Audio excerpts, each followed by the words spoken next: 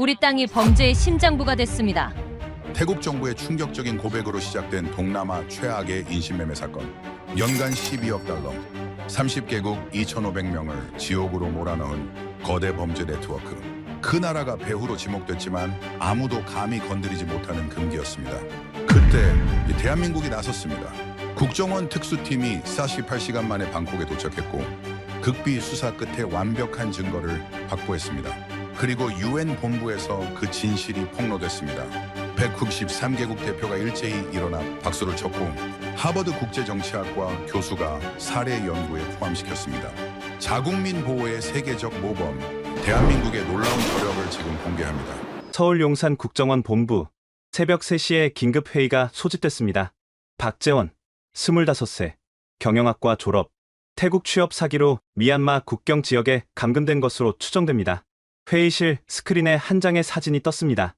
인천공항 출국장에서 찍은 젊은 남성의 셀카였습니다. 샵 방콕, 샵새 출발. 그리고 그 옆엔 어머니가 청와대 앞에서 오열하는 사진이 나란히 놓였습니다. 제 아들을 찾아주세요. 제발요. 하지만 이건 시작에 불과했습니다. 국정원 해외안전센터장 차민석이 또 다른 자료를 펼쳤습니다. 문제는 박재원 한 명이 아닙니다. 지난 6개월간 유사한 실종 신고가 23건 접수했습니다. 모두 같은 패턴입니다. 태국 취업 광고, 방콕 공항 도착, 그리고 실종, 회의실이 얼어붙었습니다. 그리고 이겁니다. 차민석이 마지막 자료를 꺼냈습니다. 태국 정보국에서 보낸 기밀 문서였습니다. 태국 당국도 같은 문제로 골머리를 앓고 있습니다. 베트남인 67명, 중국인 143명, 대만인 42명, 모두 방콕을 거쳐 미얀마로 넘어갔습니다. 태국 정부는 이미 석 달 전부터 우리에게 협조를 요청했습니다. 국정원장이 물었습니다. 미얀마 정부는? 침묵입니다. 공식 답변은 자국 영토에서 그런 일은 없다입니다. 그럼 우리가 들어갈 수 있나? 미얀마 영토입니다. 주권 문제가 걸려 있습니다. 회의실에 무거운 침묵이 흘렀습니다. 그때 차민석이 조용히 말했습니다. 하지만 태국은 다릅니다. 태국 정부는 협력 의사가 있습니다. 아니, 절박합니다. 왜죠? 자국 영토가 범죄의 허브로 이용되고 있다는 사실에 격분했습니다. 방콕 공항이 인신매매의 관문이 된 겁니다. 국제적 망신입니다. 차민석이 지도를 펼쳤습니다. 그리고 태국은 미얀마와 캄보디아 사이에 끼어 있습니다. 만약 우리가 태국과 손잡으면 두 나라를 동시에 압박할 수 있습니다. 이틀 후 방콕 돈무앙 공항, 차민석과 국정원 특별 TF팀 5명이 도착했습니다. 입국장을 나오자 태국 정보국 요원들이 기다리고 있었습니다. 환영합니다. 차 국장님. 저는 나롱 부국장입니다. 나롱은 50대 초반의 날렵한 인상이었습니다. 그의 악수는 강했습니다. 시간이 없습니다. 바로 출발하시죠. 차량은 방콕 시내를 가로질러 태국 정보국 본부로 향했습니다. 회의실에 들어서자 벽면 전체를 뒤덮은 자료들이 보였습니다. 사진, 지도, 거래 내역, 통화 기록. 나롱이 말했습니다. 우리는 지난 1년간 이 조직을 추적했습니다. 그리고 충격적인 사실을 발견했습니다. 그가 리모컨을 눌렀습니다. 스크린에 복잡한 조직도가 나타났습니다. 이건 단순한 인신매매 조직이 아닙니다. 이건 초국경 범죄 네트워크입니다. 조직도의 최상단에 2개의 이름이 있었습니다. 미얀마 4대 가문, 캄보디아 14K. 미얀마의 4대 가문은 국경 지역을 장악한 무장 세력입니다. 마약, 무기 밀매, 도박, 인신매매까지 모든 범죄를 다룹니다. 그리고 캄보디아의 14K는 시아누쿠비를 거점으로 한 중국계 범죄 조직입니다. 차민석이 물었습니다. 이 둘이 연합했다는 겁니까? 정확합니다. 6년 전부터입니다. 그리고 태국은? 나롱의 목소리가 떨렸습니다. 태국은 인력 수급과 자금 세탁의 허브로 이용당하고 있습니다. 방콕 공항이 관문이고 방콕 은행들이 자금을 세탁합니다. 우리 땅이 범죄의 심장부가 된 겁니다. 차민석이 자료를 넘겼습니다. 한 페이지에 눈이 멈췄습니다. 이건 규모가 어느 정도입니까? 연간 거래액 추정치 12억 달러입니다. 피해자는 30개국 2,500명 이상으로 추정됩니다. 회의실이 다시 조용해졌습니다. 차민석이 천천히 고개를 들었습니다. 나롱 부국장님, 태국 정부의 입장은 무엇입니까? 나롱이 그를 똑바로 바라봤습니다. 우리는 이 암을 도려내고 싶습니다. 하지만 혼자서는 불가능합니다. 미얀마는 응답하지 않고 캄보디아는 오히려 이 조직을 비호하고 있습니다. 그래서 한국과 손잡고 싶습니다. 공식적으로. 차민석은 잠시 생각했습니다. 이건 단순한 협력이 아니었습니다. 이건 선전포고였습니다. 본국에 보고하겠습니다. 하지만 개인적 의견으로는 차민석이 손을 내밀었습니다. 저도 같은 생각입니다. 두 사람이 악수했습니다. 그 순간 태국과 한국의 역사적 동맹이 시작됐습니다. 다음날 새벽 서울 청와대 긴급 국가안전보장회의가 열렸습니다. 대통령이 보고를 듣고 물었습니다. 태국 정부가 우리와 공동작전을 원한다? 그렇습니다. 그리고 아세안 차원의 대응까지 고려하고 있습니다. 미얀마와 캄보디아의 반발은 예상됩니다. 하지만 태국은 이미 각오한 것 같습니다. 대통령이 잠시 침묵했습니다. 그리고 말했습니다. 우리 국민이 지금 그곳에 갇혀 있습니다. 23명이 아닙니다. 그들의 가족까지 합치면 수백 명입니다. 그들은 모두 우리 정부를 믿고 있습니다. 대통령이 고개를 들었습니다. 국정원은 태국과 전면 협력하십시오. 외교부는 아세안 각국의 상황을 설명하고 지지를 확보하십시오. 그리고 대통령의 목소리가 단호해졌습니다. 국방부는 만약의 경우를 대비하십시오. 우리는 국민을 포기하지 않습니다. 같은 시각 방콕 총리 관저 태국 총리 뿌라윳이 참모들을 불러 모았습니다. 한국 정부의 답변이 왔습니다. 전면 협력하겠답니다. 참모 한 명이 조심스럽게 물었습니다. 총리님, 이건 외교 문제가 아닙니다. 미얀마와 캄보디아는 우리 이웃입니다. 만약 이들과 관계가 틀어지면 뿌라윳이 손을 들어 말을 막았습니다. 나도 압니다. 하지만 우리가 침묵하면 어떻게 됩니까? 방콕은 범죄의 관문이 되고 태국은 공범이 됩니다. 그게 원하는 겁니까? 하지만 그리고 한국을 기억하십시오. 뿌라윳의 목소리가 조용해졌습니다. 6.25 전쟁 때 우리 태국군은 한국을 위해 싸웠습니다. 129명이 전사했고 1067명이 부상당했습니다. 그들은 피로 우리의 동맹을 맺었습니다. 회의실이 조용해졌습니다. 지금 한국이 우리에게 손을 내밀었습니다. 우리가 거절할 이유가 있습니까? 아무도 대답하지 않았습니다. 결정했습니다. 내일 아세안 긴급 안보 회의를 소집하십시오. 그리고 각국에 통보하십시오. 태국은 이제 침묵하지 않을 것이라고. 이틀 후 방콕 한태 합동작전본부 차민석과 나롱이 마주 앉았습니다. 첫 목표는 브로커 네트워크입니다. 방콕에서 활동하는 한국인 브로커들을 일제히 검거합니다. 동시에 태국 내 자금 세탁 경로를 차단합니다. 주요 은행 계좌를 동결하고 거래 내역을 추적합니다. 그리고 미얀마와 캄보디아에 경고를 보냅니다. 납치 피해자들을 즉시 송환하지 않으면 경제 제재에 들어갑니다. 나롱이 웃었습니다. 그들이 응하지 않을 겁니다. 알고 있습니다. 차민석도 웃었습니다. 그래서 우리는 계획 B를 준비했습니다. 계획 B? 아세안 전체를 움직이는 겁니다. 이틀 후 태국 정부가 움직였습니다. 방콕 전역에서 동시다발적으로 한국인 브로커 16명이 체포됐습니다. 같은 날 태국 중앙은행은 특정 계좌 273개를 동결했습니다. 총액 7천만 달러였습니다. 그리고 태국 외교부는 미얀마와 캄보디아에 공식 서한을 보냈습니다. 자국 영토 내 범죄 조직을 즉각 소탕하고 외국인 피해자들을 72시간 내 송환하시기 바랍니다. 응하지 않을 시 태국은 아세안 차원의 대응을 요청할 것입니다. 미얀마 정부의 답변은 예상대로였습니다. 태국의 일방적 주장을 받아들일 수 없습니다. 이는 주권 침해입니다. 캄보디아 정부도 마찬가지였습니다. 근거 없는 비난입니다. 우리는 범죄 조직과 무관합니다. 차민석이 나롱에게 물었습니다. 예상했습니다. 이제 어떻게 하시겠습니까? 나롱이 전화기를 들었습니다. 총리님께 보고드리겠습니다. 이제 계획 B로 넘어갈 시간입니다.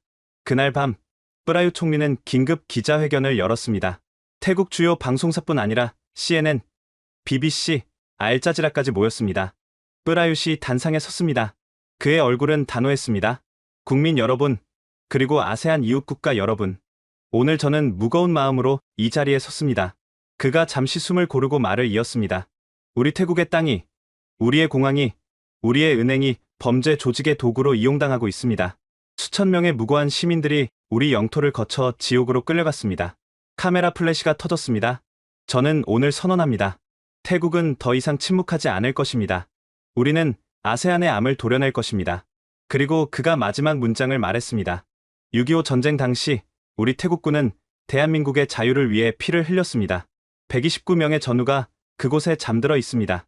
오늘 우리는 그 동맹을 다시 한번 기억합니다. 피로 맺은 동맹을 모욕한 자들을 용서치 않을 것입니다. 전 세계가 그 연설을 지켜봤습니다. 그리고 이제 진짜 전쟁이 시작되려 하고 있었습니다. 프라유 총리의 역사적 연설이 전 세계에 울려 퍼진 지 48시간 후 방콕 센타라 그랜드 호텔 최상층 회의장 아세안 10개국 외교 장관들이 긴급 소집됐습니다. 회의장 입구엔 각국 국기가 나란히 걸려 있었습니다.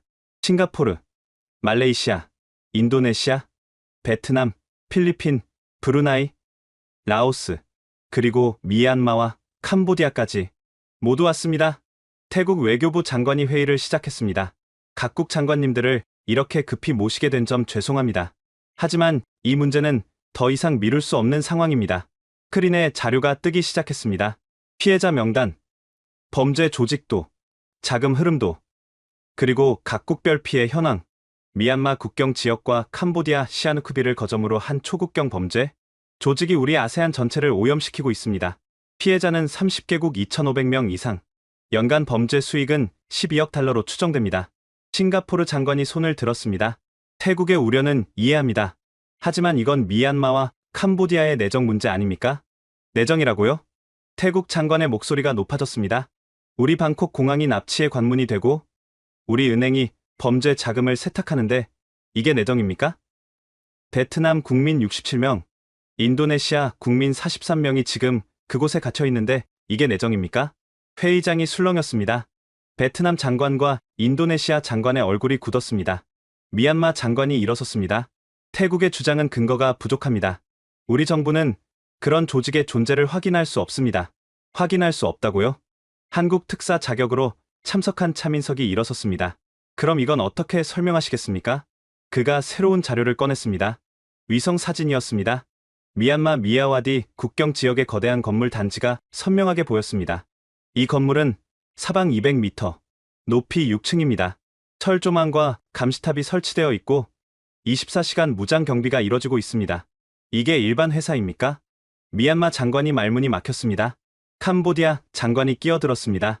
우리도 마찬가지입니다. 시아누크빌에 불법 시설은 없습니다. 차민석이 다른 자료를 꺼냈습니다. 그럼 이 통화 기록은 뭡니까? 시아누크빌 14K 조직원과 미얀마 4대 가문의 통화 내용입니다. 지난 6개월간 513통, 모두 피해자 거래와 자금 이동에 관한 내용입니다. 캄보디아 장관의 얼굴이 창백해졌습니다. 베트남 장관이 일어섰습니다. 저는 태국의 제안에 동의합니다. 우리 국민 67명이 그곳에 있습니다. 더 이상 기다릴 수 없습니다. 인도네시아 장관도 일어섰습니다. 인도네시아도 동의합니다. 필리핀 장관이 뒤를 이었습니다. 필리핀도 마찬가지입니다.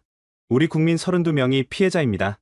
말레이시아, 싱가포르, 브루나이가 차례로 동의했습니다. 결국 아세안 10개국 중 8개국이 태국의 제안에 찬성했습니다. 태국 장관이 선언했습니다. 그렇다면 오늘 이 자리에서 결의합니다. 아세안은 미얀마와 캄보디아에 대해 다음 조치를 취합니다. 스크린에 결의문이 떴습니다. 첫째, 양국에 대한 모든 개발 원조를 즉시 중단합니다. 둘째, 아세안 영내 경제협력 및 무역 특혜를 정지합니다. 셋째, 스위프트 국제 결제망 차단을 국제사회에 요청합니다. 넷째, 납치 피해자 전원이 송환될 때까지 이 조치를 유지합니다. 미얀마 장관이 벌떡 일어났습니다. 이건 선전포고입니다. 아세안의 원칙인 내정 불간섭은 어디 갔습니까? 태국 장관이 차갑게 대답했습니다. 범죄를 비호하는 정부에게는 내정이 없습니다. 미얀마와 캄보디아 장관이 회의장을 나갔습니다. 하지만 아무도 그들을 막지 않았습니다. 결의안은 통과됐습니다. 찬성 8표, 반대 2표. 그날 저녁 전 세계 언론이 일제히 보도했습니다. 아세안, 역사상 최초로 회원국의 경제 제재 결의, 태국 주도로 미얀마, 캄보디아 고립 시작, 64년 아세안 역사의 전환점. 제재는 즉각 시행됐습니다. 태국이 먼저 움직였습니다. 미얀마에 대한 연간 8억 달러 규모의 개발 원조가 중단됐습니다. 캄보디아에 대한 5억 달러 원조도 마찬가지였습니다. 한국도 동참했습니다. 미얀마 대상 4,300억 원 규모의 공적 개발 원조가 전면 중단됐습니다. 캄보디아에 대한 2,700억 원 지원도 동결됐습니다. 싱가포르는 양국 은행과의 거래를 차단했습니다. 베트남은 국경 무역을 중단했습니다. 말레이시아는 투자를 철회했습니다. 48시간 만에 미얀마와 캄보디아로 향하던 돈줄이 완전히 끊겼습니다. 미얀마 네피도 중앙은행 긴급 회의가 열렸습니다. 외환 보유고가 급격히 감소하고 있습니다. 이번 주에만 12억 달러가 빠져나갔습니다. 환율은요? 차트 가치가 이틀 만에 18% 폭락했습니다. 은행 총재가 머리를 감싸 쥐었습니다. 주요 은행들과 연락이 됩니까? 싱가포르, 태국, 말레이시아 모두 거래를 거부하고 있습니다. 스위프트 차단까지 되면 그럼 우리는 끝입니다. 캄보디아 프놈펜도 마찬가지였습니다. 리에라 가치는 40% 폭락했습니다. 주요 은행 12곳이 문을 닫았습니다. 거리에는 예금을 찾으려는 시민들이 몰려들었습니다. 한 시민이 카메라 앞에서 외쳤습니다. 정부가 우리를 망쳤어. 범죄 조직을 비호하더니 결국 이렇게 됐잖아. 시위가 시작됐습니다. 프놈펜 시내 곳곳에서 정부 퇴진, 범죄 조직 소탕을 외치는 목소리가 터져 나왔습니다. 미얀마도 똑같았습니다. 양곤, 만달레이, 네피도 곳곳에서 시위대가 거리를 점령했습니다. 일주일 후 미얀마 정부가 공식 성명을 냈습니다. 아세안의 제재는 부당합니다. 우리는 국제사회에 이 부정의에 대한 심판을 요청합니다. 하지만 국제사회는 냉담했습니다. 미국 국무부 대변인이 기자회견에서 말했습니다. 아세안의 결정을 존중합니다. 미국도 필요한 조치를 검토하고 있습니다. 유럽연합도 성명을 냈습니다. 범죄 조직 소탕은 모든 국가의 의무입니다. 미얀마와 캄보디아 정부의 책임 있는 행동을 촉구합니다. 일본 외무성도 동참했습니다. 아세안의 용기 있는 결정을 지지합니다. 심지어 중국 외교부까지 논평을 냈습니다. 범죄는 어떤 형태로든 용납될 수 없습니다. 미얀마와 캄보디아는 완전히 고립됐습니다. 2주 후 캄보디아 총리가 긴급 대국민 담화를 발표했습니다. 국민 여러분, 우리는 어려운 시기를 겪고 있습니다. 하지만 우리 정부는 범죄 조직과 무관합니다. 이건 오해입니다. 하지만 거리의 시위대는 더 커졌습니다. 그들은 플래카드를 들고 외쳤습니다. 코리아 타이 헬프 어스, 세이브 캄보디아 프롬 크라임. 미얀마도 마찬가지였습니다. 시민들은 한국 대사관과 태국 대사관 앞에 몰려들었습니다. 하지만 그들은 항의가 아니라 지지를 외쳤습니다. 땡큐 코리아, 땡큐 타일랜드. 한 미얀마 시민이 인터뷰에서 말했습니다. 우리 정부는 부패했어요. 범죄 조직을 비호하면서 뇌물을 받았죠. 한국과 태국이 우리를 구하고 있어요. 방콕 한태 합동작전본부. 차민석과 나롱이 뉴스를 지켜보고 있었습니다. 효과가 나타나고 있습니다. 양국 경제가 무너지고 있어요. 차민석이 고개를 끄덕였습니다. 하지만 문제는 범죄 조직입니다. 경제가 무너져도 그들은 여전히 활동하고 있어요. 나롱이 자료를 펼쳤습니다. 맞습니다. 어제까지도 미얀마 국경 지역에서 활동이 포착됐습니다. 심지어 새로운 피해자가 유입되고 있다는 정보도 있어요. 어떻게 가능하죠? 돈줄이 끊겼는데? 그게 문제입니다. 우리가 놓친 게 있는 것 같아요. 차민석이 지도를 바라봤습니다. 미얀마, 캄보디아, 그리고 그 너머 더 깊이 파야 합니다. 이 조직의 진짜 배후가 누군지 찾아야 해요. 나롱이 동의했습니다. 새로운 수사팀을 구성하겠습니다. 이번엔 자금의 최종 출처를 찾는 겁니다. 그날 밤 서울 국정원 본부. 차민석의 보고를 받은 국정원장이 물었습니다. 배후가 더 있다는 겁니까? 그렇게 추정됩니다. 미얀마 4대 가문과 캄보디아 14K는 말단일 뿐입니다. 진짜 큰 손이 따로 있어요. 누구죠? 차민석이 잠시 망설이다 말했습니다. 아직 확실하지 않습니다. 하지만 자금 흐름을 추적하면 어디로 향합니까? 북쪽입니다. 국정원장의 얼굴이 굳었습니다. 중국 말입니까? 확인이 필요합니다. 하지만 정황상 조심하십시오. 만약 중국이 연루됐다면 이건 차원이 다른 문제입니다. 차민석이 고개를 숙였습니다. 알고 있습니다. 하지만 진실을 밝혀야 합니다. 국정원장이 한숨을 쉬었습니다. 좋습니다. 계속 진행하십시오. 하지만 증거를 확보하기 전까진 함부로 말하지 마십시오. 명심하겠습니다. 방콕으로 돌아온 차민석은 나롱과 다시 만났습니다. 새로운 수사 방향이 있습니다. 자금 추적입니다. 어디서부터 시작하죠? 캄보디아 14K의 은행 계좌부터입니다. 홍콩을 거쳐 어디로 가는지 추적해야 합니다. 나롱이 끄덕였습니다. 시간이 걸릴 겁니다. 알고 있습니다. 하지만 이건 반드시 밝혀야 합니다. 두 사람은 악수했습니다. 그들은 몰랐습니다. 이 수사가 그들을 얼마나 거대한 적과 마주하게 만들지. 방콕 한태 합동작전본부 지하 3층. 금융분석실엔 6명의 전문가가 모여 있었습니다. 한국 국정원 금융수사관 3명, 태국 정보국 분석관 3명, 차민석이 화이트보드 앞에 섰습니다. 목표는 명확합니다. 캄보디아 14K와 미얀마 4대 가문의 자금 출처를 찾는 겁니다. 제재로 돈줄을 끊었는데도 그들이 활동하고 있다는 건 다른 돈줄이 있다는 뜻입니다.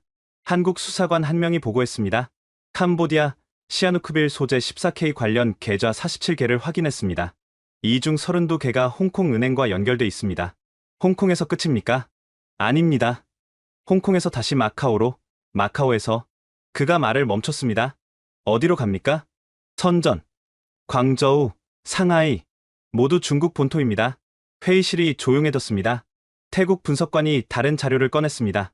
미얀마 4대 가문도 마찬가지입니다. 그들의 무기 공급 경로를 추적했는데요. 윈난성 국경을 통해 들어옵니다. 윈난성 어디죠? 루이리시입니다. 그리고 그곳에 있는 건 뭡니까? 중국인민해방군 제13 집단군 물류 기지입니다. 차민석이 자리에서 일어났습니다. 확실합니까? 위성 사진으로 확인했습니다. 4대 가문이 사용하는 무기들의 일련 번호를 추적한 결과 모두 그 기지에서 출고된 것들입니다. 나롱이 끼어들었습니다. 그럼 중국 군부가 직접 무기를 공급하고 있다는 겁니까? 정황상 그렇습니다. 차민석이 천천히 말했습니다. 자금은 중국 은행에서, 무기는 중국 군부에서. 그럼 이건 국가 차원의 비호입니다. 모두가 침묵했습니다. 이건 단순한 범죄 조직이 아니었습니다. 이건 국가가 배후에 있는 시스템이었습니다. 차민석이 물었습니다. 중국이 왜 이런 짓을 합니까? 무슨 이익이 있죠? 태국 분석관이 지도를 펼쳤습니다. 중국에서 시작해 미얀마, 라오스, 태국, 캄보디아를 거쳐 말레이시아까지 이어지는 붉은 선이 그려져 있었습니다. 1대1로입니다. 1대1로요? 중국의 신실크로드 프로젝트죠. 중국은 지난 10년간 아세안에 1,000억 달러 이상을 투자했습니다. 항만, 철도, 도로, 발전소 모두 중국 돈으로 지어졌어요. 그게 범죄 조직과 무슨 상관입니까? 빚입니다. 캄보디아는 중국에게 60억 달러를 빌렸어요. 미얀마는 40억 달러, 라오스는 30억 달러. 이들은 이제 중국 없이 못 삽니다. 차민석이 이해했습니다. 그러니까 중국이 이 나라들을 경제적으로 장악하고 그 영향력 아래서 범죄 조직을 비호한다는 겁니까? 정확합니다. 범죄 조직은 일종의 그림자 통치 도구예요. 중국은 직접 나서지 않고 이 조직들을 통해 아세안을 통제합니다. 나롱이 분노한 표정으로 말했습니다. 그럼 우리가 지금까지 싸운 건 꼭두각시였다는 겁니까? 진짜 적은 베이징에 있고? 그렇습니다. 차민석이 자료를 정리했습니다. 이 증거를 본국에 보고하겠습니다. 그리고요? 공개해야 합니다. 세상이 알아야 합니다. 나롱이 고개를 저었습니다. 차 국장님, 이건 위험합니다. 중국을 직접 건드리는 겁니다. 알고 있습니다. 하지만 진실을 숨기면 아무것도 바뀌지 않아요. 조직을 소탕해도 중국이 다시 새로운 조직을 만들 겁니다. 하지만 중국은 거대합니다. 우리 같은 작은 나라가 맞설 수 있을까요? 차민석이 나롱을 똑바로 바라봤습니다. 나롱 부국장님, 프라유 총리님이 뭐라고 하셨습니까? 6.25 전쟁 때 태국이 한국을 위해 싸웠다고. 이제 우리가 함께 싸울 차례입니다. 나롱이 잠시 생각하더니 고개를 끄덕였습니다. 알겠습니다. 우리 총리님께 보고하겠습니다. 이틀 후 서울 청와대 긴급 안보 회의가 열렸습니다. 대통령이 차민석의 보고를 듣고 말했습니다. 중국이 배후라.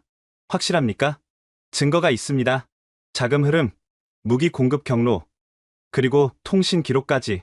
외교부 장관이 끼어들었습니다. 각하, 이건 신중해야 합니다. 중국은 우리 최대 교역국입니다. 만약 이 사실을 공개하면 외교 관계에 큰 타격이. 그래서 국민을 포기하자는 겁니까? 대통령의 목소리가 날카로웠습니다. 우리 국민이 지금 중국의 비호를 받는 범죄 조직에 감금돼 있습니다. 그걸 알면서도 침묵하라고요? 하지만 각하, 외교부 장관님, 우리가 중국과 좋은 관계를 유지하는 이유가 뭡니까? 경제적 이익 때문이죠. 틀렸습니다. 대통령이 일어섰습니다. 우리가 외교를 하는 이유는 국민을 지키기 위해서입니다. 경제도, 안보도 모두 국민을 위한 수단일 뿐입니다. 국민을 포기하면서 얻는 이익이 무슨 의미가 있습니까? 회의실이 조용해졌습니다. 국정원은 태국과 협력해 증거를 완벽히 정리하십시오. 외교부는 우방국들에게 사전 브리핑을 준비하십시오. 그리고 대통령이 국방부 장관을 바라봤습니다. 국방부는 만약의 사태에 대비하십시오. 중국이 어떻게 나올지 모릅니다. 같은 시각 방콕 총리 관저 프라유 총리도 같은 고민을 하고 있었습니다. 중국을 건드리는 건 위험합니다. 총리님, 참모가 조심스럽게 말했습니다. 중국은 우리 관광 산업의 30%를 차지합니다. 만약 중국이 보복한다면 프라윕이 손을 들었습니다. 나도 압니다. 하지만 우리가 침묵하면 어떻게 됩니까? 아세안은 영원히 중국의 그림자 아래 살게 됩니다. 하지만 그리고 한국이 우리와 함께하고 있습니다. 우리는 혼자가 아닙니다. 프라윕이 창밖을 바라봤습니다. 내 아버지는 6.25 전쟁에 참전하셨어요. 그분은 언제나 말씀하셨죠.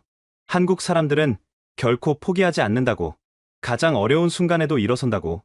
총리님, 우리도 그래야 합니다. 두려워서 숨으면 우린 평생 노예로 살게 돼요.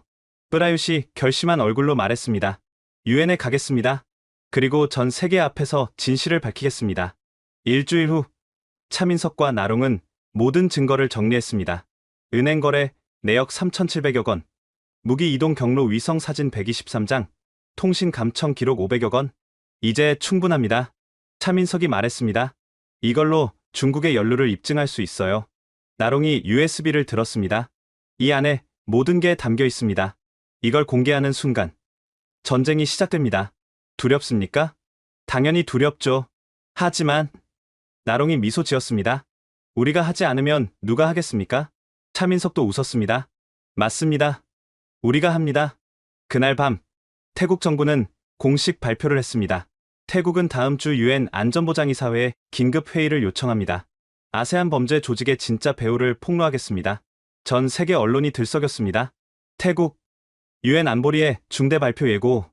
아세안 범죄 조직 배후 다음 주 공개. 전문가들 중국 연루 가능성 제기. 베이징 중국 외교부 긴급 회의가 열렸습니다. 태국이 뭘 공개하려는 겁니까? 외교부장이 물었습니다. 아직 확실하지 않지만 우리 쪽 연루 가능성이 있습니다. 증거가 있습니까? 있을 수 있습니다. 지난 몇 년간 우리가 미얀마와 캄보디아에 외교부장이 책상을 쳤습니다. 이건 재앙입니다. 만약 우리 연루가 밝혀지면 국제적 망신입니다. 어떻게 하시겠습니까? 외교부장이 잠시 생각하더니 말했습니다. 태국을 압박하십시오. 경제적으로, 외교적으로 그들이 입을 열지 못하게 만드십시오. 하지만 한국도 함께 있습니다. 한국도 마찬가지입니다. 둘 다 막으십시오. 그 후 일주일은 긴장과 압박의 연속이었습니다. 중국 정부가 움직였습니다. 중국 관광객들에게 태국 여행 자제 권고가 내려졌습니다. 태국행 단체 관광이 전면 취소됐습니다. 한국에도 압박이 들어왔습니다. 중국 대사가 한국 외교부를 찾아왔습니다. 한국이 태국과 함께 움직이는 건 현명하지 못한 선택입니다. 양국 관계를 생각하십시오. 하지만 한국 외교부 장관은 단호했습니다. 우리는 진실을 밝힐 뿐입니다. 만약 중국이 무관하다면 두려워할 이유가 없지 않습니까? 중국 대사의 얼굴이 굳었습니다. 방콕에서도 같은 일이 벌어졌습니다. 중국 대사가 프라윕 총리를 찾아왔습니다. 총리님, 이 문제는 신중하게 접근하셔야 합니다. 양국 관계를 해칠 수 있습니다. 프라윕이 대답했습니다. 대사님, 범죄는 국적이 없습니다. 만약 중국이 정말 무관하다면 조사에 협조하시면 됩니다. 하지만 그리고 대사님, 프라윕의 목소리가 차가워졌습니다. 태국은 누구의 속국도 아닙니다. 우리는 자주 국가입니다. 중국 대사가 아무 말 없이 자리를 떠났습니다. 그 일주일 동안 중국의 경제적 위협, 외교적 압박, 그리고 끊임없는 회유가 이어졌습니다. 하지만 태국과 한국은 물러서지 않았습니다. 마침내 운명의 날이 왔습니다. 준비와 압박으로 가득했던 일주일이 지나갔습니다. 그동안 중국은 모든 수단을 동원해 태국과 한국을 압박했지만 두 나라는 굴하지 않았습니다.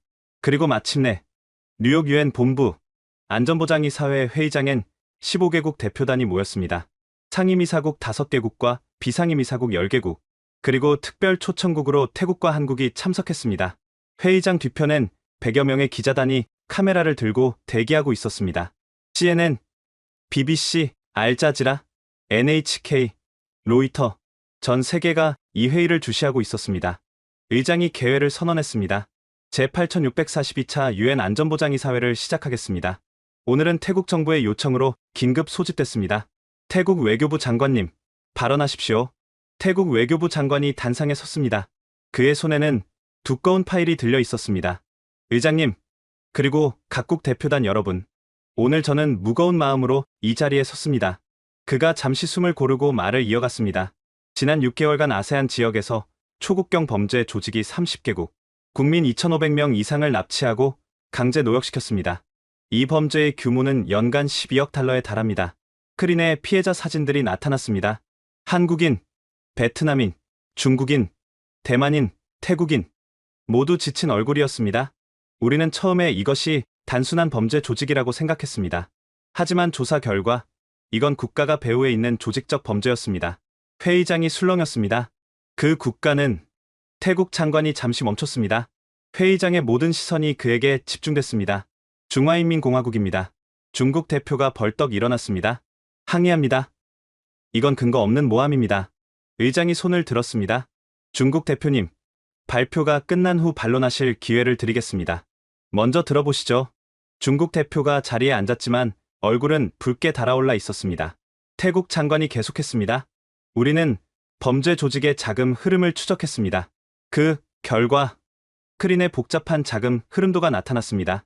홍콩, 마카오를 거쳐 중국 본토 은행으로 이어지는 화살표들이 보였습니다. 캄보디아 14K 조직의 자금은 홍콩 동아은행, 마카오 국제은행을 거쳐 중국 공상은행과 건설은행으로 입금됐습니다. 총거래 건수 3,714건, 총액 8억 3천만 달러입니다. 다음은 무기 공급입니다. 스크린이 바뀌었습니다. 위성 사진이 나타났습니다. 미얀마 국경과 중국 윈난성이 보였습니다. 미얀마 4대 가문이 사용하는 무기들은 중국 윈난성 루이리시 인민해방군 제13 집단군 물류 기지에서 공급됐습니다. 무기 일련 번호를 추적한 결과 일치했습니다. 회의장이 다시 술렁였습니다. 중국 대표의 얼굴이 창백해졌습니다. 마지막으로 통신 기록입니다. 새로운 자료가 나타났습니다. 우리는 범죄 조직과 중국 본토 간의 통화 기록 573건을 확보했습니다. 이 중 192건은 중국 공안부 관계자와의 통화였습니다. 태국 장관이 USB를 들었습니다. 모든 증거는 이 안에 담겨 있습니다. 각국 대표단께 제공하겠습니다. 그가 단상에서 내려오자 한국 특사 차민석이 올라갔습니다. 저는 대한민국 국가정보원 차민석입니다. 태국 정부와 함께 이 조사를 진행했습니다. 차민석이 또 다른 자료를 제시했습니다. 우리는 왜 중국이 이런 범죄를 비호하는지 조사했습니다. 그리고 답을 찾았습니다. 1대1로 프로젝트입니다. 지도가 나타났습니다. 중국에서 시작해 아세안을 관통하는 붉은 선들이 보였습니다. 중국은 지난 10년간 아세안에 1200억 달러를 투자했습니다. 캄보디아는 60억 달러, 미얀마는 40억 달러, 라오스는 30억 달러를 빌렸습니다. 이들은 이제 경제적으로 중국에 종속됐습니다. 그리고 중국은 이 종속 관계를 이용해 범죄 조직을 비호했습니다. 직접 통치하지 않고 그림자 조직을 통해 아세안을 통제하는 겁니다. 차민석이 중국 대표를 바라봤습니다. 이것은 단순한 범죄가 아닙니다. 이것은 주권 침해입니다. 이것은 신식민주의입니다. 회의장이 조용해졌습니다. 의장이 중국 대표에게 발언권을 줬습니다. 중국 대표님, 반론하시겠습니까? 중국 대표가 일어섰습니다. 그의 얼굴은 굳어 있었습니다. 의장님, 이 모든 주장은 거짓입니다. 중국은 어떤 범죄 조직과도 무관합니다. 하지만 증거라는 것들은 조작될 수 있습니다. 태국과 한국은 중국을 모함하려는 정치적 의도가 있습니다. 미국 대표가 손을 들었습니다. 의장님, 질문하겠습니다. 하십시오. 미국 대표가 중국 대표를 바라봤습니다. 중국 대표님, 만약 중국이 무관하다면 조사에 협조하실 의향이 있습니까? 국제조사단의 중국 내 조사를 허용하시겠습니까? 중국 대표가 말문이 막혔습니다. 그건 주권 문제라면 태국도, 미얀마도, 캄보디아도 마찬가지입니다. 하지만 그들은 조사를 받아들였습니다. 왜 중국만 거부하십니까? 중국 대표가 대답하지 못했습니다. 영국 대표가 끼어들었습니다. 저는 태국과 한국의 조사 결과가 신빙성 있다고 봅니다. 특히 자금 흐름은 명백합니다. 프랑스 대표도 동의했습니다. 프랑스도 같은 의견입니다. 이 문제는 반드시 해결돼야 합니다. 일본 대표가 발언했습니다. 일본은 태국과 한국의 용기에 경의를 표합니다. 그리고 국제조사단 구성을 제안합니다. 러시아 대표만 침묵했습니다. 의장이 정리했습니다. 그렇다면 투표로 결정하겠습니다. 중국의 범죄 조직 비호 혐의에 대한 국제조사단 구성 안건입니다. 투표가 시작됐습니다. 찬성 13표, 반대 1표, 기권 1표. 반대는 중국, 기권은 러시아였습니다. 안건이 통과됐습니다. 국제조사단이 구성됩니다. 중국 대표가 자리를 박차고 나갔습니다. 기자들의 플래시가 터졌습니다. 회의가 끝난 후 태국 장관과 차민석이 복도에서 만났습니다. 해냈습니다. 차민석이 말했습니다. 하지만 이제 시작입니다. 중국이 가만히 있지 않을 겁니다. 알고 있습니다. 하지만 우린 진실을 세상에 알렸어요. 이제 중국은 더 이상 숨을 수 없습니다. 그날 밤, 전 세계 언론이 일제히 보도했습니다.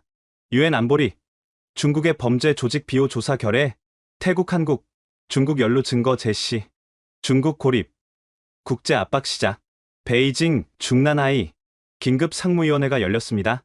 이건 재앙입니다. 한 위원이 외쳤습니다. 전 세계가 우리를 비난하고 있습니다. 국제 이미지가 바닥에 떨어졌습니다. 어떻게 하겠습니까? 주석이 조용히 물었습니다. 두 가지 선택지가 있습니다. 첫째, 계속 부인하며 버팁니다. 둘째는 꼬리를 자릅니다. 무슨 뜻입니까? 범죄 조직을 제거하는 겁니다. 우리가 직접 소탕합니다. 그리고 세상에 보여줍니다. 중국은 범죄와 싸운다고. 주석이 잠시 생각했습니다. 그럼 우리가 연루됐다는 걸 인정하는 겁니까? 아닙니다. 우리는 이렇게 말합니다. 일부 부패한 관리들이 개인적으로 범죄를 저질렀다고. 그리고 우리가 그들을 처벌한다고. 희생양을 만드는 겁니까? 그렇습니다. 국가를 지키기 위해선 누군가는 희생해야 합니다. 주석이 고개를 끄덕였습니다. 좋습니다. 준비하십시오. 일주일 안에 모든 범죄 조직을 소탕합니다. 명령은? 살아서 잡지 마십시오. 입을 막는 겁니다. 회의실이 조용해졌습니다. 다음날 중국 정부가 전격 발표했습니다. 중국은 범죄와의 전쟁을 선포합니다. 국경 지역 범죄 조직을 일주일 내 완전 소탕할 것입니다. 세계가 놀랐습니다. 중국이 움직이기 시작했습니다. 중국 윈난성 공안청 특별작전사령부가 설치됐습니다. 공안부 특별기동대 500명, 무장경찰 2000명, 그리고 인민해방군 특수부대 300명이 집결했습니다. 작전사령관이 브리핑을 시작했습니다. 목표는 명확하다. 미얀마 국경의 모든 범죄 조직을 소탕한다. 생포는 필요 없다. 완전히 제거한다. 특수부대 대장이 물었습니다. 피해자는 어떻게 합니까? 구출한다. 하지만 그 전에 조직원들을 먼저 제거한다. 누구도 살아서 입을 열어선 안 된다. 명령 이해했습니다. 같은 시각 광둥성 공안청도 움직였습니다. 캄보디아 시아누크빌에 대한 작전이 준비됐습니다. 캄보디아 정부와 협의는 끝났습니다. 우리 특수부대의 진입을 허용했습니다. 캄보디아군은 후방 지원만 합니다. 실제 작전은 우리가 주도합니다. 좋다. 24시간 내에 모든 것을 끝낸다. 이틀 후 새벽 4시 미얀마 미야와디 국경지역 4대 가문의 본거지가 있는 대형 건물 단지. 어둠 속에서 중국 특수부대가 움직였습니다. 그들은 소리 없이 담장을 넘었고 감시탑의 경비들을 제거했습니다. 오전 4시 30분 공격이 시작됐습니다. 폭발음이 터졌고 건물 정문이 무너졌습니다. 특수부대가 일제히 돌입했습니다. 꿔라이, 바야오동, 손들어, 움직이지 마. 하지만 범죄 조직도 가만히 있지 않았습니다. 총격전이 벌어졌습니다. 건물 안에서 비명과 총성이 뒤섞였습니다. 1시간 후 모든 것이 끝났습니다. 범죄 조직원 143명 전원 사살. 생존자는 없었습니다. 특수부대는 건물 내부를 수색했습니다. 그곳에서 피해자들을 발견했습니다. 방마다 겁에 질린 사람들이 웅크리고 있었습니다. 구출 시작. 피해자들을 밖으로 한국인 재원을 포함해 573명이 구출됐습니다. 같은 시각 캄보디아 시아누크빌 14K 본부도 습격당했습니다. 중국 특수부대가 건물을 포위했고 동시에 진입했습니다. 이곳도 격렬한 총격전이 벌어졌습니다. 2시간 후 조직원 157명 전원 사살, 피해자 690명 구출. 중국 공안부는 즉각 발표했습니다. 범죄와의 전쟁 1차 작전 완료. 범죄 조직 완전 소탕. 피해자 1263명 구출. 전 세계가 환호했습니다. 중국 24시간 만에 범죄 조직 소탕. 1000명 이상 피해자 구출. 역사적 작전. 정의가 승리했다. 서울 인천 공항. 구출된 한국인 23명이 귀국했습니다. 공항엔 가족들이 몰려 나왔습니다.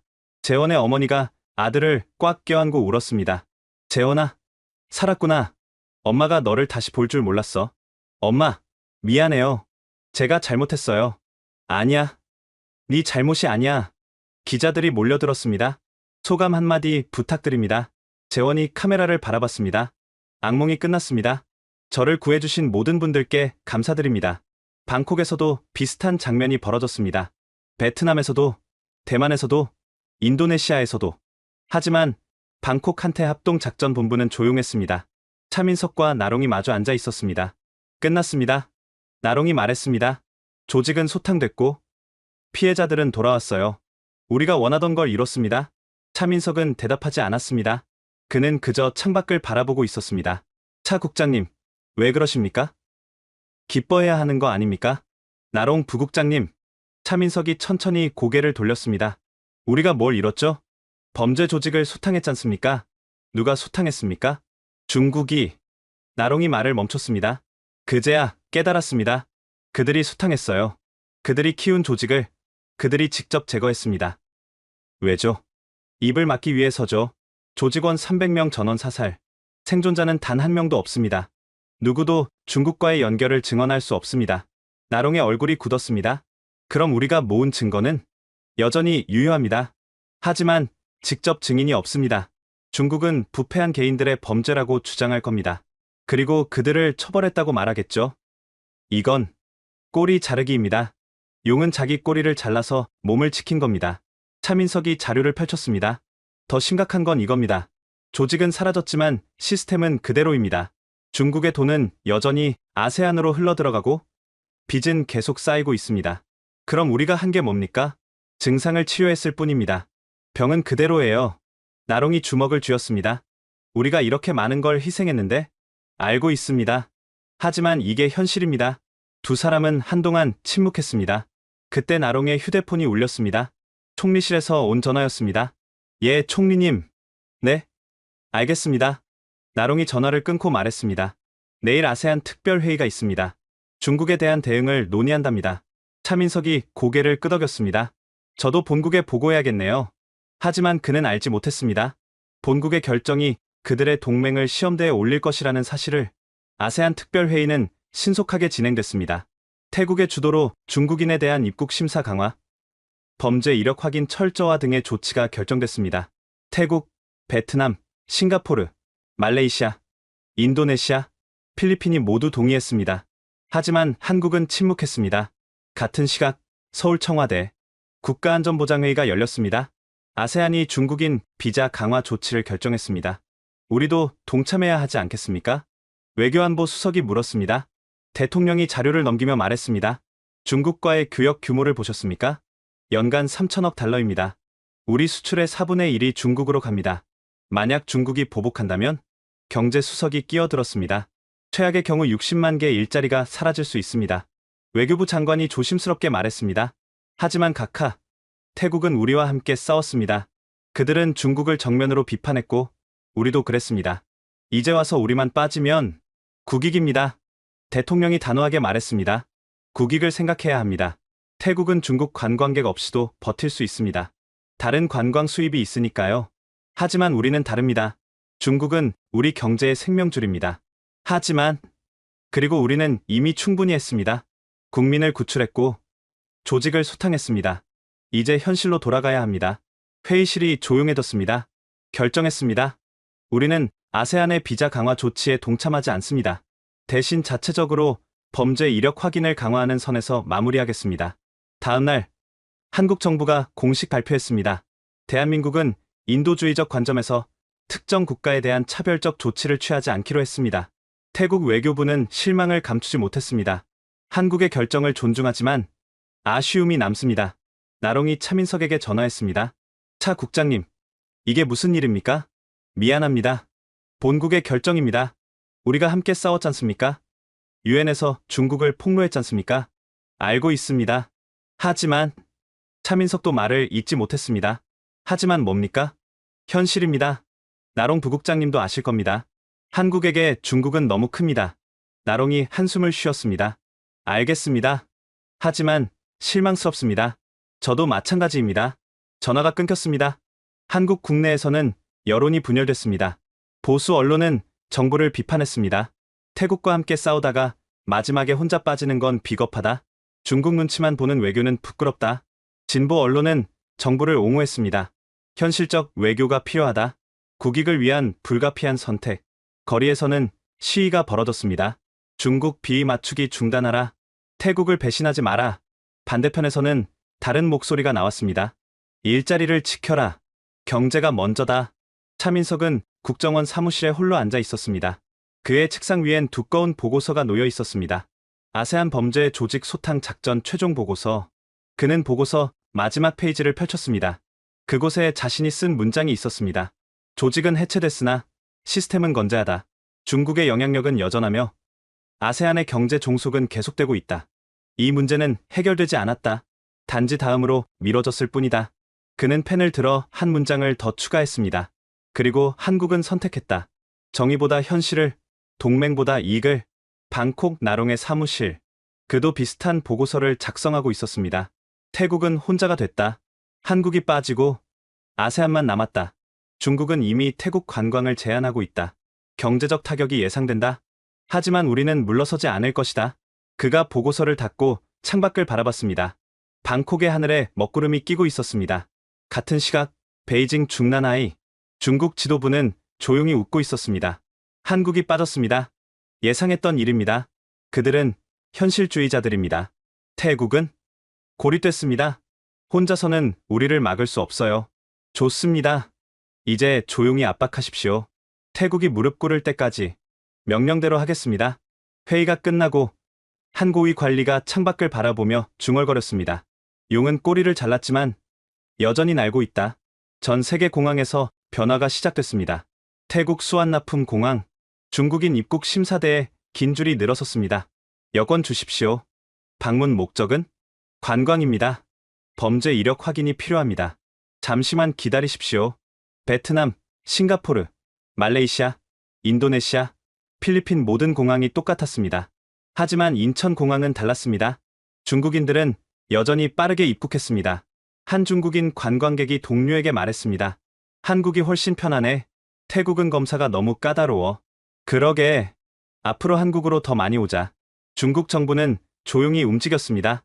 한국행 여행 상품을 늘렸고 한국 투자를 확대했습니다. 한국은 우리의 좋은 파트너입니다. 중국 외교부 대변인이 기자회견에서 말했습니다. 우리는 한국의 현명한 선택을 높이 평가합니다. 그 말은 전 세계에 메시지를 보냈습니다.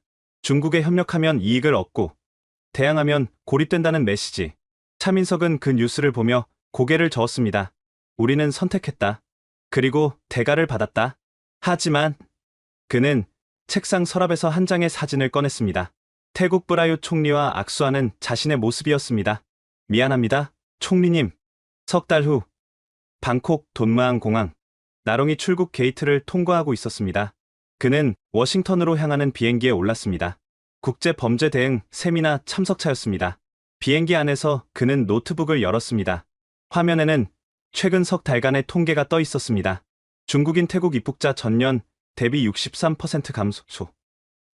태국 관광 수입 41억 달러 손실. 중국의 태국 투자 78% 감소. 나롱은 한숨을 쉬었습니다. 중국의 보복은 예상대로였습니다. 하지만 태국은 물러서지 않았습니다. 대신 새로운 파트너를 찾았습니다. 일본, 호주, 인도, 유럽연합. 태국은 중국 의존도를 줄이기 위해 필사적으로 움직이고 있었습니다. 같은 시각 서울 국정원 본부. 차민석도 보고서를 읽고 있었습니다. 한중 교역액 전년 대비 8% 증가, 중국인 한국 관광객 15% 증가, 중국에 대한 투자 23% 증가. 숫자는 좋았습니다. 한국 경제는 안정적이었습니다. 하지만 차민석의 얼굴은 어두웠습니다. 그의 책상 위엔 또 다른 보고서가 있었습니다. 제목은 중국발 신종 범죄 동향이었습니다. 베트남 북부 국경 지역에서 새로운 범죄 조직 활동 포착, 라오스 루앙프라방에서 온라인 사기단 적발, 필리핀 클락에서 불법 카지노 운영 조직 발견. 범죄는 형태만 바꿔서 다시 시작되고 있었습니다. 조직은 사라졌지만 수요는 여전했습니다. 그리고 중국의 돈은 여전히 흘러들어가고 있었습니다. 차민석이 보고서 여백에 적었습니다. 우리는 머리를 자르지 못했다. 팔 하나를 잘랐을 뿐이다. 몸통은 그대로다. 저녁, 차민석의 휴대폰이 울렸습니다. 나롱이었습니다. 차 국장님, 워싱턴입니다. 어떻습니까? 미국도 관심이 많습니다. 중국의 아세안 장악을 우려하고 있어요. 하지만 행동은 안 하죠. 그렇습니다. 말만 많고 실제 지원은 없어요. 차민석이 쓴웃음을 지었습니다. 우리도 마찬가지입니다. 말은 많은데 행동은 없죠. 차 국장님. 예, 후회하십니까? 그때 우리가 함께 싸운 거 차민석이 잠시 침묵했습니다. 아니요. 후회하지 않습니다. 우리는 옳은 일을 했어요.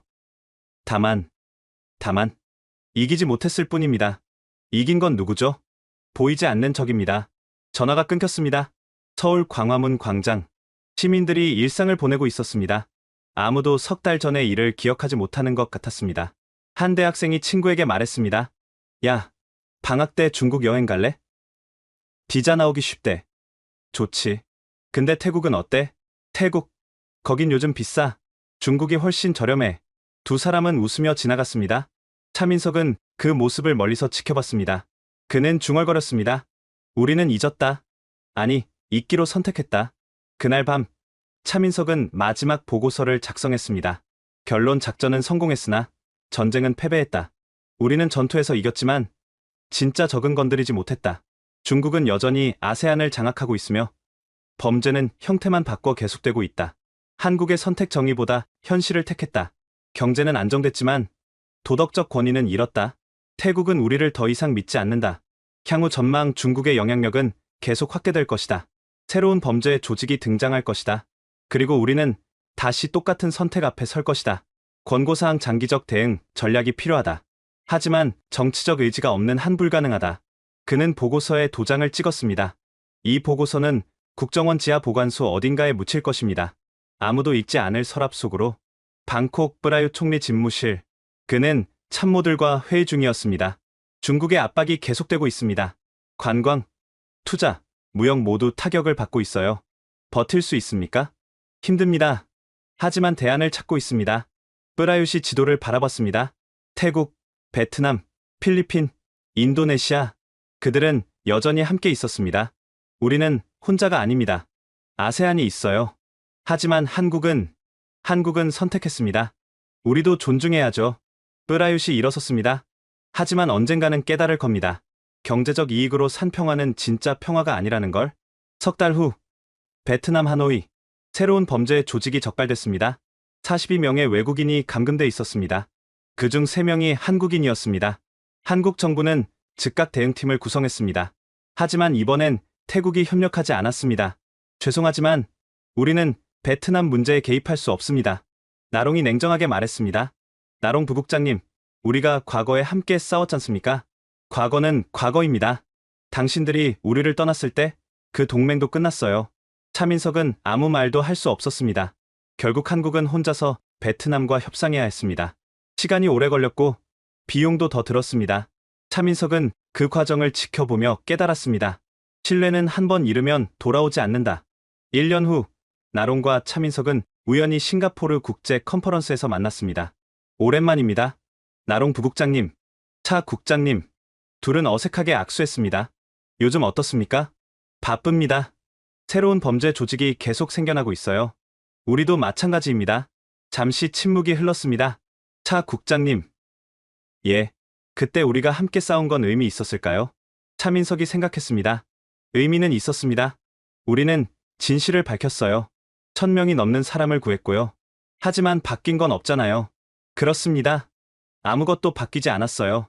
나롱이 쓴웃음을 지었습니다. 그럼 우리는 뭘 한 겁니까? 우리가 할 수 있는 걸 했습니다. 하지만 충분하지 않았어요. 다음에도 똑같을 겁니다. 우리는 계속 싸우고 작은 승리를 거두고 큰 전쟁에서 질 겁니다. 왜죠? 진짜 적이 너무 크니까요. 두 사람은 함께 창밖을 바라봤습니다. 싱가포르 마리나베이 너머로 중국 국영은행의 거대한 빌딩이 보였습니다. 보이십니까? 차민석이 물었습니다. 뭐가요? 저 빌딩 작년에 지어졌습니다. 중국 돈으로요. 싱가포르도 이젠 중국 없이 못 삽니다. 아세안 전체가 그렇습니다.